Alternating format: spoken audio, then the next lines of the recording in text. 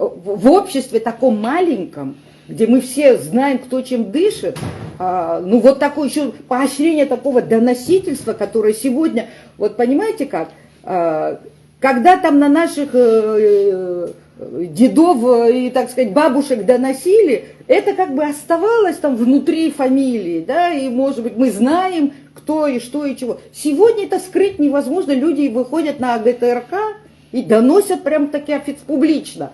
От того, что это публично или скрыто, донос не перестает быть доносом. Вот как выглядят сегодня вот эти обличительные, так сказать, в кавычках, выступления. Я просто хочу один пример привести, как используются, во-первых, вот эти вот очень нечистоплотные телеграм-каналы, которые почти в унисон с официальными ресурсами говорят. Один пример хочу привести. И это еще потом дублируется в «Спутнике», «Спутник Абхазия». Хочу привести вам один пример. Я пару лет тому назад, значит, для сборника, который Наталья Акаба готовила, написала статью. Я там критикую западные подходы, и я говорю, что вот вы нас упрекаете в том, что мы так зависим от России. Я говорю, ну, конечно, я говорю, когда мы в международной изоляции находимся, для нас единственная дверь открыта – это Россия. Я говорю, а чего вы другого ожидали? При этом я добавляю, но если даже нас завтра вы все признаете, Грузия нас признает, это не значит, что мы отвернемся от России. Мы всегда должны считаться с интересами России. Это огромная страна с огромными ресурсами, это, так сказать, держава.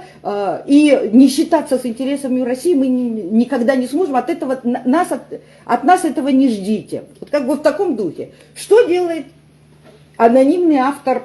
Там ведь анонимные статьи публикуются. Я не говорю про комментарии, это статья, публикация, под которой были отключены, между прочим, комментарии. Вот Лиана Кварчели сказала, что как только мы зависим сейчас от России, но как только Запад нас признает, мы тут же станем прозападными. Вот, пожалуйста, они даже меня не цитируют, как бы ссылку не дают, потому что если пойти по ссылке, можно увидеть, что я совершенно другую вещь сказал. Вот так строится сегодня эта пропаганда. Я надеюсь, что как бы все-таки люди